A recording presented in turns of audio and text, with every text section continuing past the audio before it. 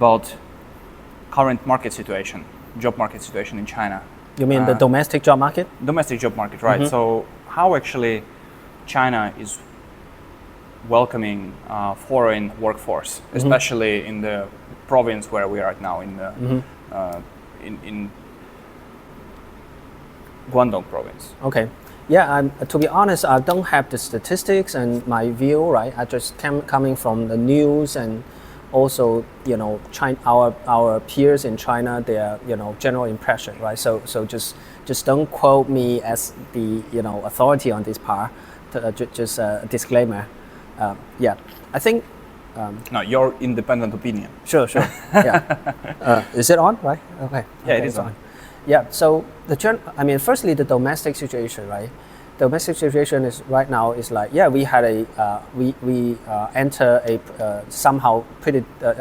Historically, we are in probably the most difficult, era in terms of job availability, because we have like even in the, used to be the high-paying tech job in China, the big platform, right? They have massive layoffs, and also the financial sectors, because I see that as a temporary, like a transition period. And we also have like the newly graduate, like 10 millions of, fresh graduate out of colleges who are maybe part of them are not so less worried about jobs, but most of them are worrying about getting a jobs. So here the situation is also, pretty, I would say not optimistic, but in the short term, not optimistic.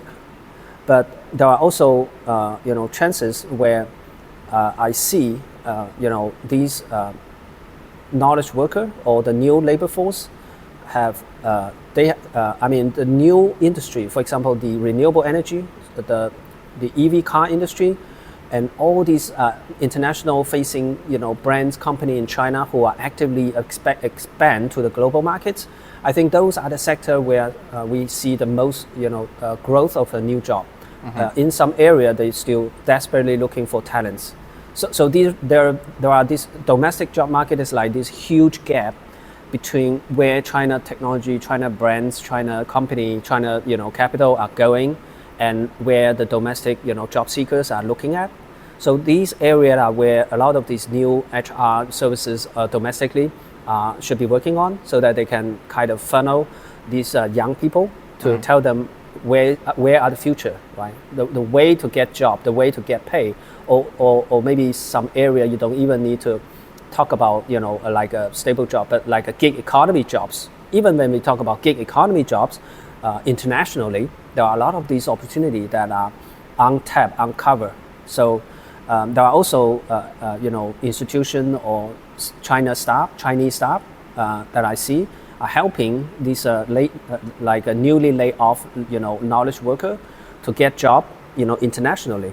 So I hope that more such agency businesses are coming up in China, so that these young people, these young Chinese, knowledge workers, they can see the hope. They can see, where they should go, right?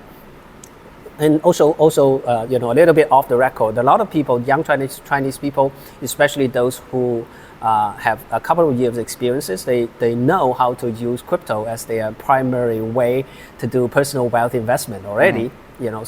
While there are a lot of these sad stories, they lost a lot of money because of the inexperience. There are a lot of these people.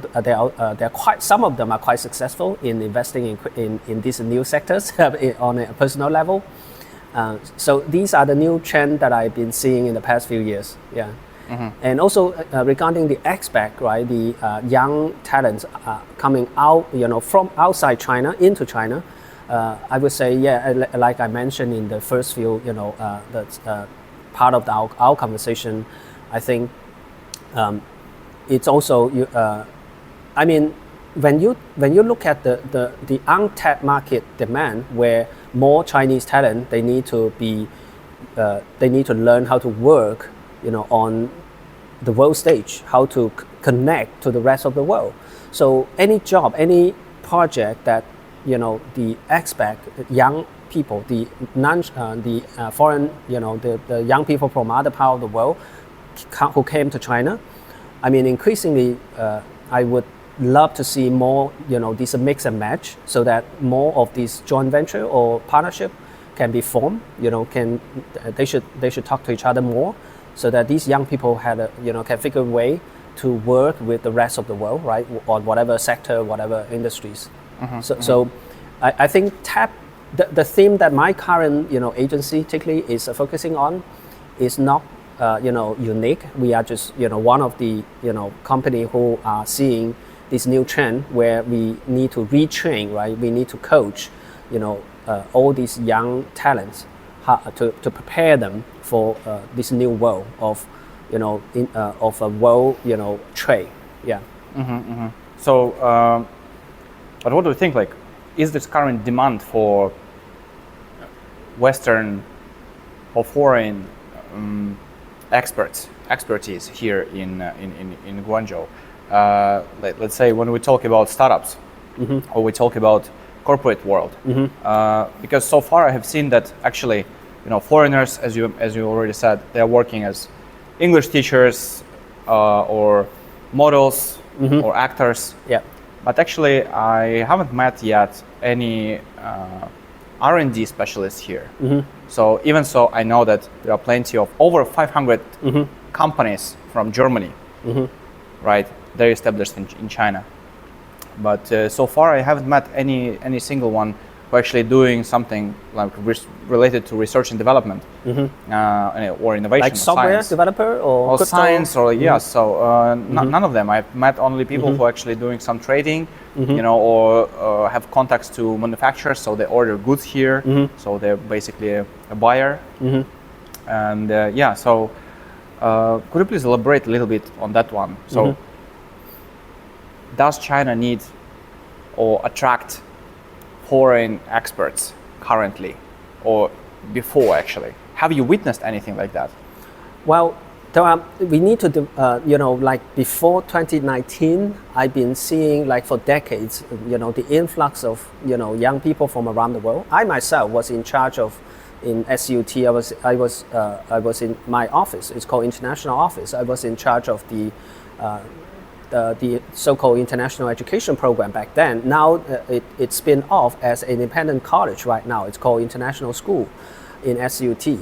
So back then there has been an increasing trend where a lot of these influx of students from, especially those from African countries, coming into China to get education, get a degree, and then stay here for lengthy period of time to get jobs, to get to become their own boss or do businesses, right? So that trend before 2019 it actually has been increasing, but since the COVID, since 2019, I've seen drastic drop of such a influx, and but it doesn't mean that we don't need this kind of people. It just means that the world has changed, right? The supply chain. In terms of how the supply chain are being distributed and relocated geographically around China. For example, more factories, more manufacturing, especially those China capital, China-backed, ventures. More those ventures are, moving out of China to expand globally.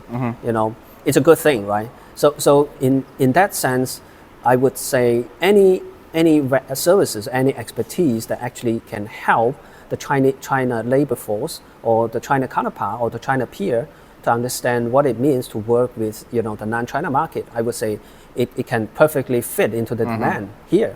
Because there is a gap. There is a gap, for sure. but it's it's a really underappreciated gap, or very few people understand. Very few people appreciate. Okay, I'm here to help. Right, just click the button to do the noise cancelling. I thought everybody okay. left. There should be certain kind of services to help the Chinese labor forces, especially the knowledge workers, right, to be aware of their position in the world, the new world order or the new norm, right? So firstly, I think there need to be some more reporting, like especially via the YouTuber, KOL, who actually go to different new location of business growth and or economic growth to do more scouting and to do more reporting and Right. see, there are a lot of these, new economy that are actually booming in places like, you mentioned in Thailand, right? In Bali, in the Web3, all these, I mean, all those locations. I also have a few young, friends who, who are already there. They are already working there. Like even like technology team who are already working, under certain Singaporean, Web3, investment fund or crypto fund. So these are the new trend that we should be able to tell, more these knowledge workers.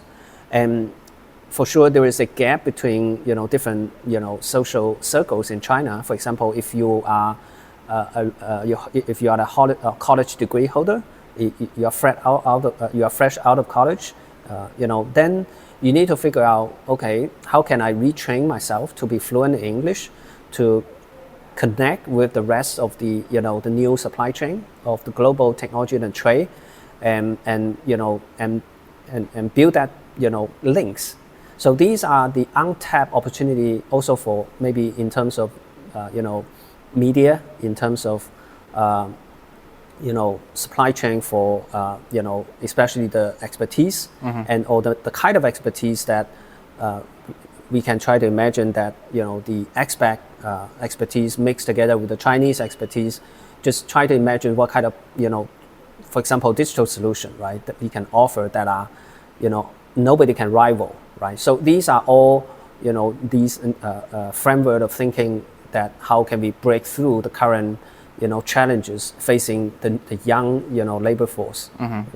So for the younger labor force of both the expat and also the Chinese, right, we also need to be more forward thinking. And I also feel a personal obligation to tell, more about, what my views are regarding what are the future, different, industries are going to evolve, especially on, because China labor forces increasingly will, because China is a huge country that we have been building a giant university system that, are unrivaled, right? No other country can rival the sheer number of graduates as the China university and school system. But that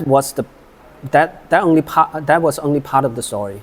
But the second part of the story, especially for those fresh graduate, for the next 10 and 20 years. So how are we going to help them to be aware of the new opportunities, not just inside China, but outside China, and how can we team them up with the expat, also their peer, right, from other part of the world, to work together to reach, to explore these new opportunities, outside China.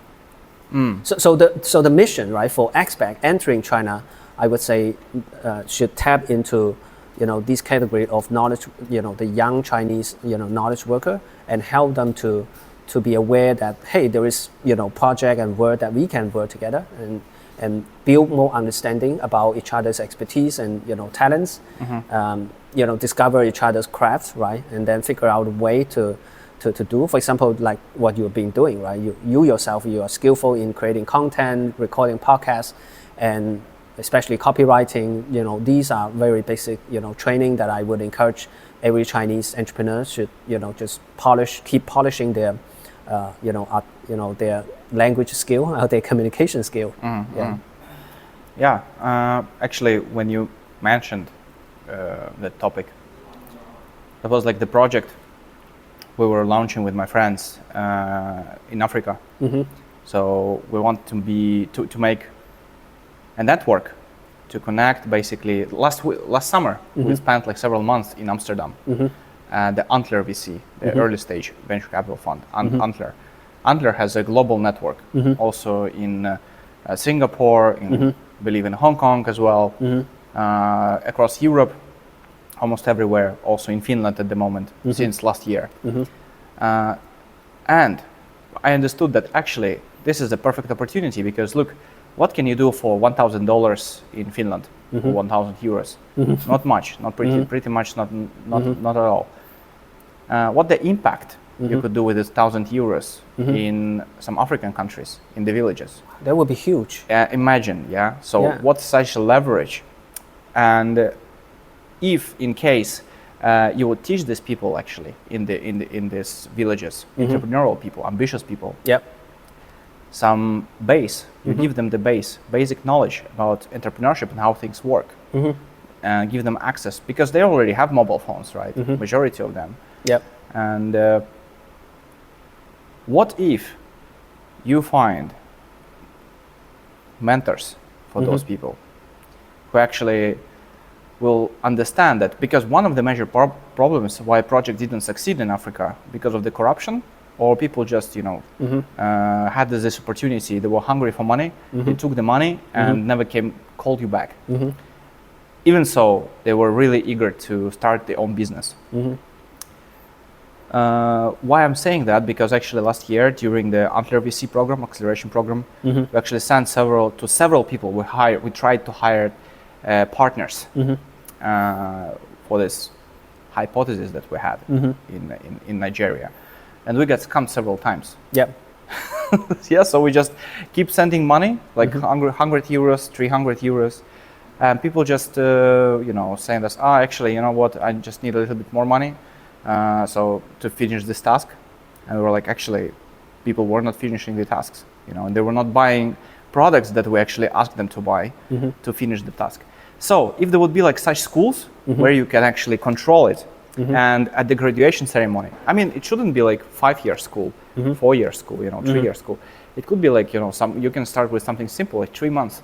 3 months or like a short-term coaching program. Yeah. Some acceleration program. Like a resource matching program. Exactly. Yeah. So that would be fantastic. Nothing like complicated, sophisticated, innovation, scientific, R&D, whatever base or accelerator, but teach people like about how to build business, how to like something simple.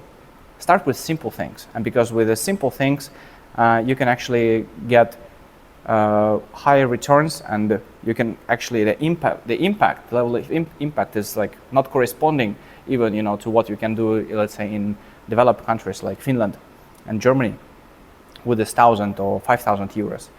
So yeah, we actually were thinking about, and we tried to do that already, and looking forward actually to try in the future as well. And also the purpose of the YouTube channel. So actually to understand also how you make business in China happen, because China is also quite close to countries in Europe. And I'm the first from Finland who came to Guangdong to study MBA program. Wow. In 30 years, there were no one who would come here to study MBA program. I think you are breaking ground here. I'm happy. I'm so happy that Dennis, you mentioned this case that you just mentioned.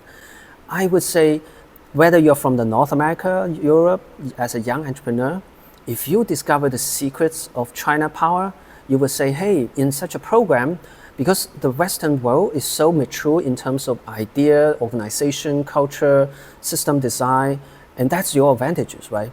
But the China side, we have, a lot of skill, a lot of specialists.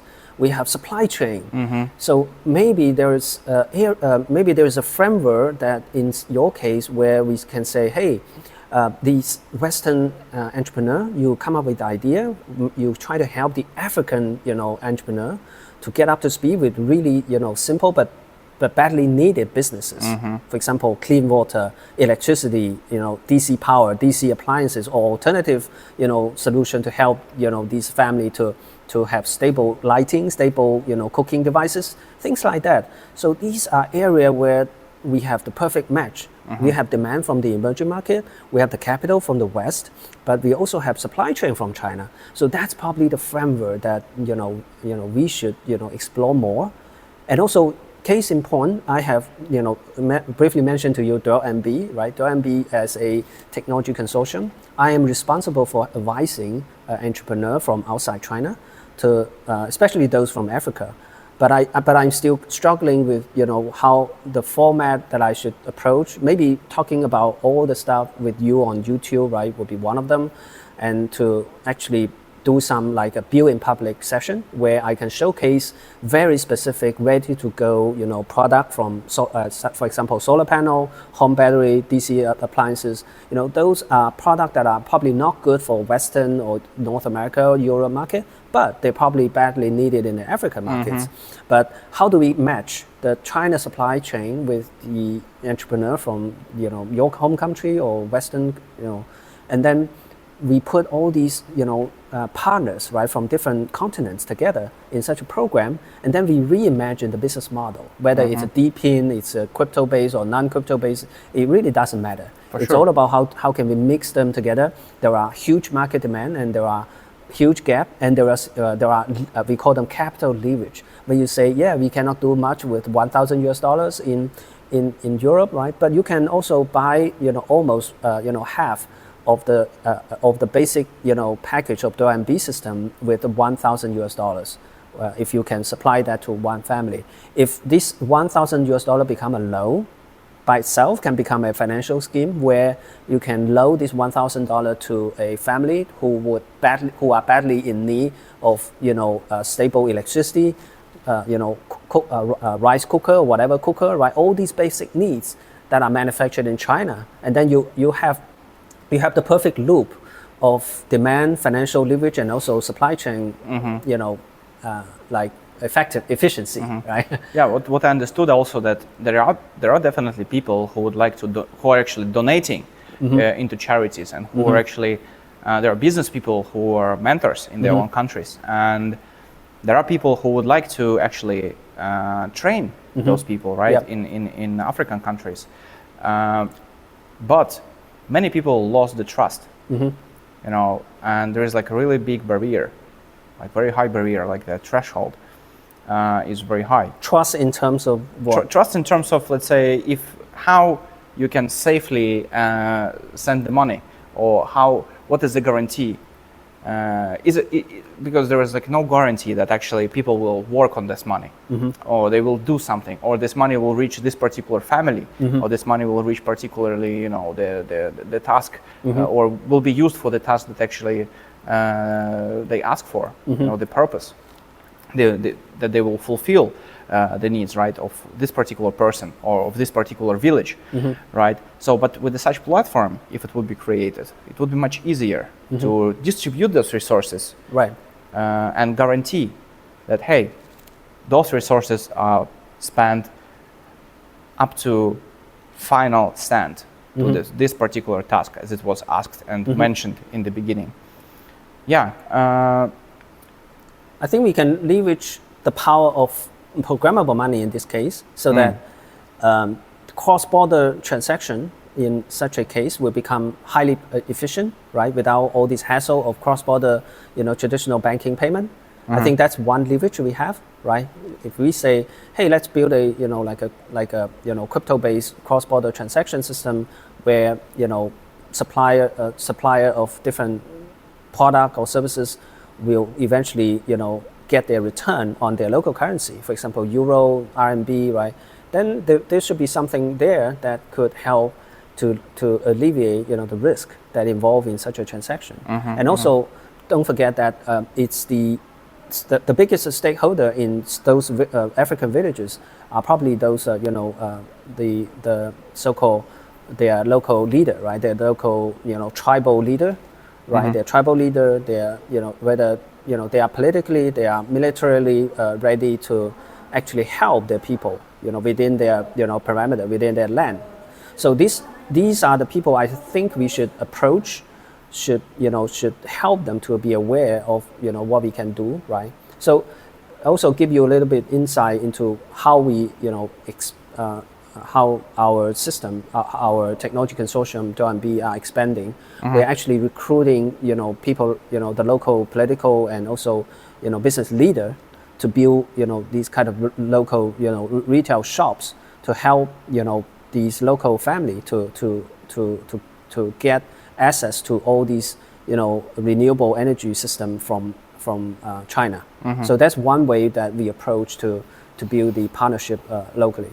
So we at the end of the day, it's all about building the local trust and partnership. And then on the China side, we especially the partner that I've been working with, they actually don't care about. Oh, is it a problem with that camera? With the phone, yeah. Yeah, the battery died. Yeah, 2 hours. But it's okay. We don't need this camera anymore. Okay, switch that off. So That one is okay. So there are a lot of these innovations that are happening on China side. For example, in terms of branding, the DoanB community, we don't believe in using our brand to expand to African market. We would rather to have a local brand to license the technology somehow and build a local brand and local shop to sell whatever from China. So that's one business model that my China partner, they believe that's going to work, because we don't believe in a global brand anymore for this particular category of renewable energy and home system. We would rather to have more entrepreneurs to join us to build local brand, to resell everything, and even localize the manufacturing. We are happy to open source a whole renewable energy and home stuff.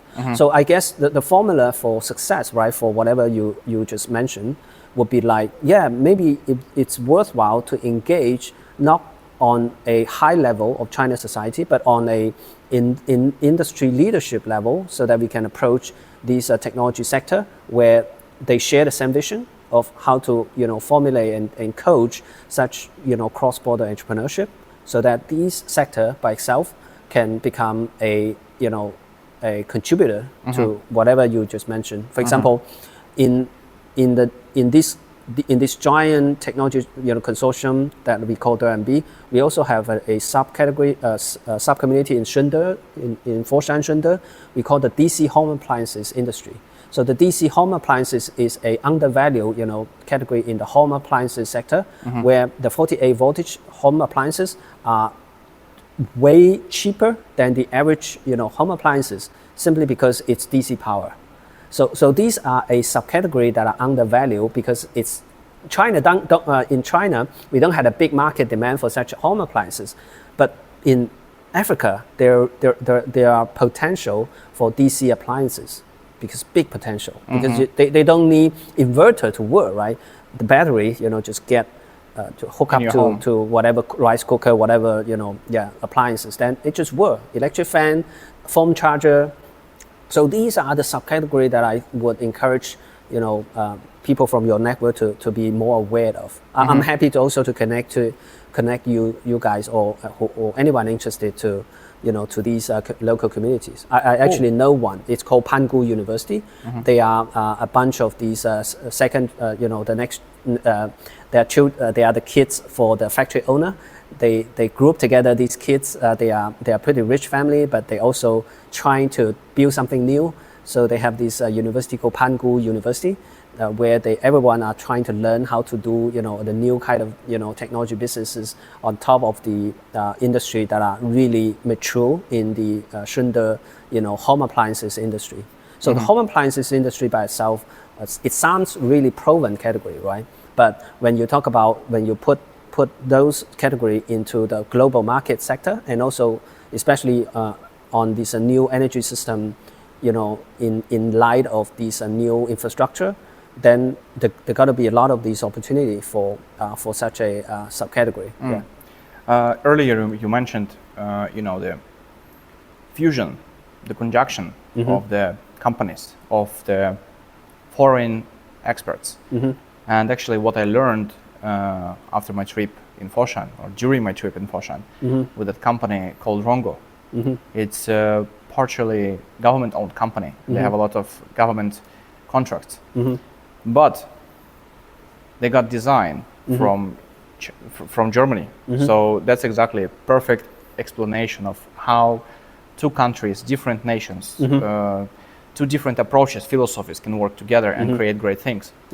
Because actually they used Bauhaus style. And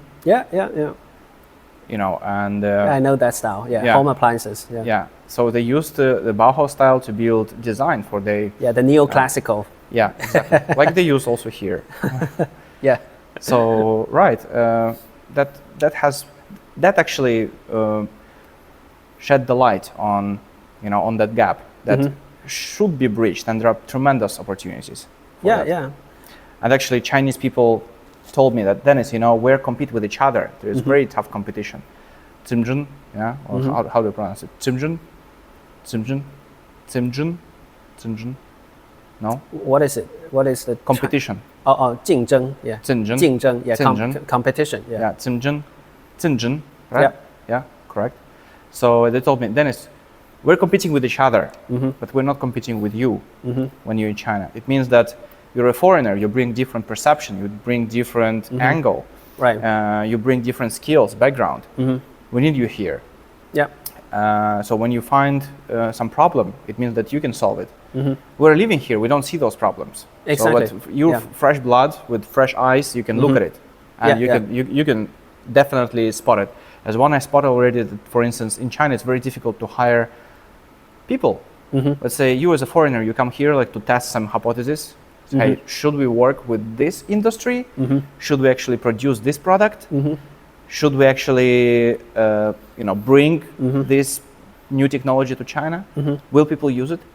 And you want to find, let's say, you want to test it within 2-3 months, and you really need like several people for you to work, like for this project, for this short period of time, for 3 months.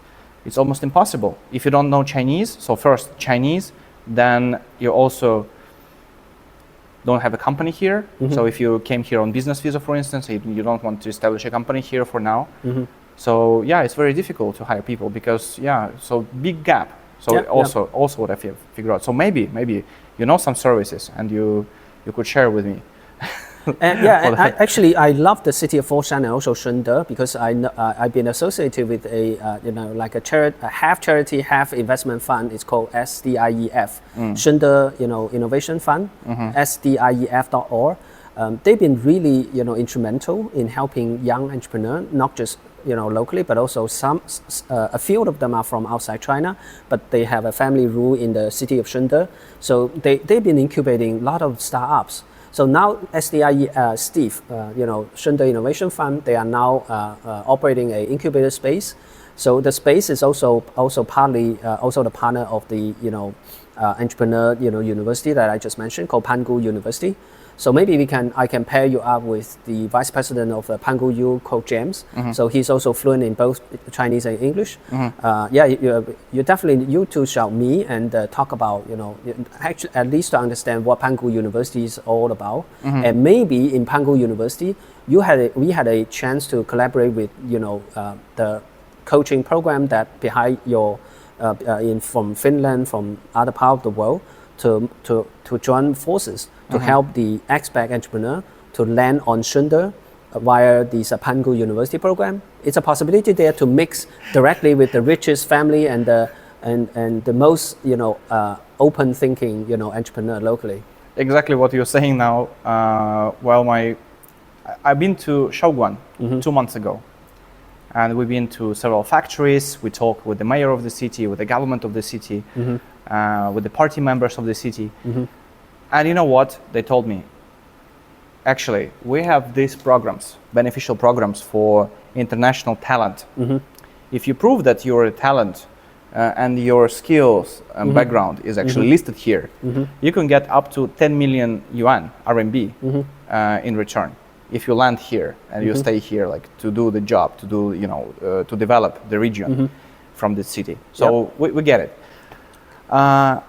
We got you covered for that amount of budget. So and they realized that, okay, guys. So you have, as they told me, we have annually 30,000 Chinese students graduating universities here in Shaoguan. But what do they do? And we need them. We need them to be already prepared to enter the workforce. But there is a huge gap between what they learned at university, the theory, and constant stress to pass the exams and so on, and lack of skills that's required by those companies, the tech companies that they build, the AI data center there that also supports WeChat and other applications in China. And they build, like recently, they will finish building second one. But hey, those people coming fresh graduates, they're not ready yet, right? They need to learn from somewhere, but there is no such institution where they can learn after university.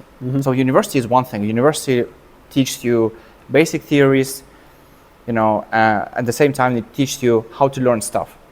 Even universities around China, the one that you say it's a local city, like a city level colleges, they're also really active in outreach to, the companies and startups to build, internship program. Mm-hmm. So even for the internship program that are already active in those universities, I would say they are potential partner. What people are saying me at my university, at an MBA program, that they told me, Dennis, actually we've never been interested in any internships or working for startups. Never. It's totally different type of people, right? Mm-hmm. So as they told me, we value more stability and want to work for big company, want to work for Huawei, want to work for BYD, want to work for Microsoft, or for a well-known brand.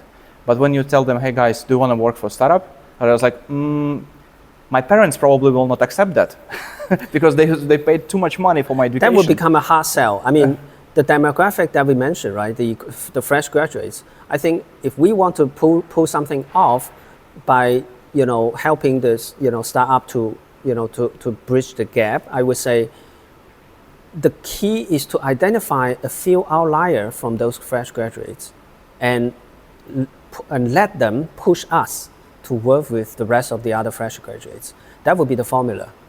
Let me tell you one example. I actually met quite a few these kind of outlier from all different schools. Well, the key is not to talk to all of them. The key is talk to just a few of them, just energize them, invest in them, and then let them to mobilize the local fresh graduates. Mm-hmm. I think that will be the key. So the starting point here is really simple. Maybe build a brand, build a coaching program, and then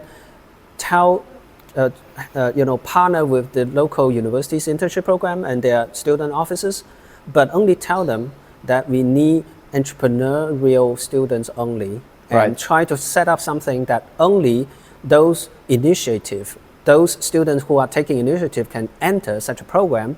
Then focus on these few, young entrepreneurs who are hungry, who are ambitious, and then just focusing on these few, and then that's it. That's the entry point. Mm-hmm. With no need to talk to pitch the masses, to convince them to turn them. That was my mistake when I did it, even at my university back in Helsinki and in Vasa. So I got students, right? But unfortunately, that it wasn't at that level that I was expecting, because in the end, you're actually spending a lot of time on teaching them how to do basic stuff, and then sort of the return is really minimum. Or exactly. This is where you play the leverage game. I mean, with $1,000 worth of grant, you can already get screen out the uninitiative from the initiative. So use that money to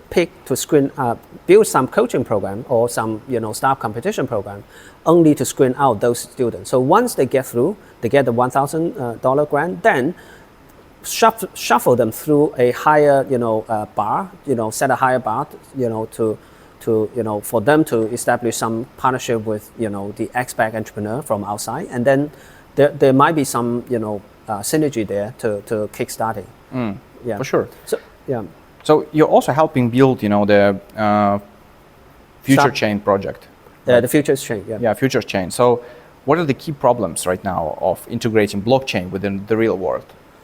Wow, that's a great question. I mean, Future Chain, we started out as the idea, we try to catch the time window where the proof of stake, blockchain are taking off, right?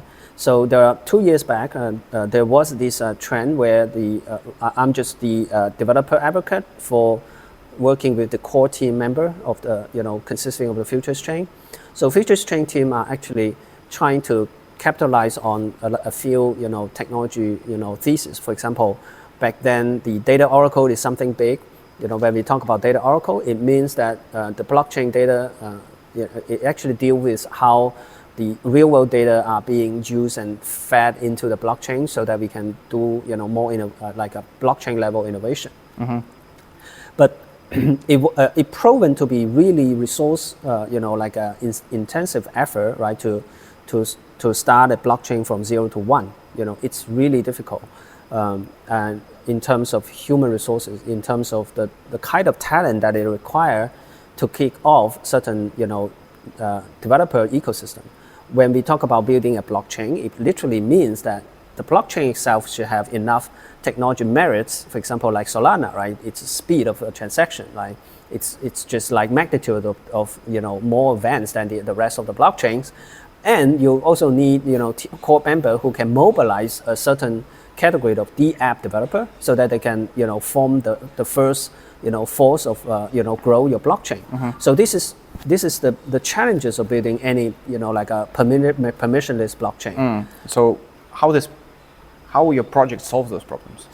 We couldn't solve the problem, unfortunately. We simply paused the project after like a year or so operation, and then we simply let it stay there, stay where it is, and the team had to pivot to other more like a more cash flow positive project. It's really difficult to come up with a blockchain, and I would rather start with a category where I see huge opportunity for the app, right? Distributed app, developers.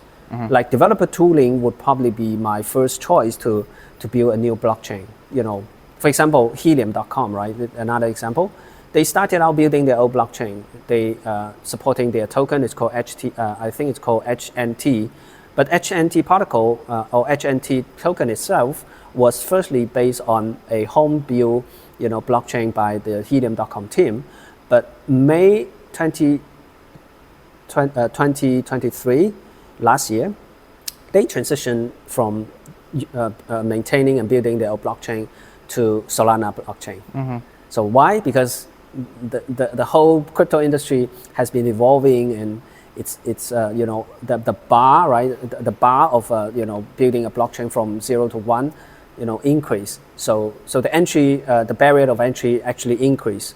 So this is why we need to think about down the road the blockchain industry actually the labor of division are actually deepening. So in a way that it's way harder to build an independent blockchain from 0 to 1.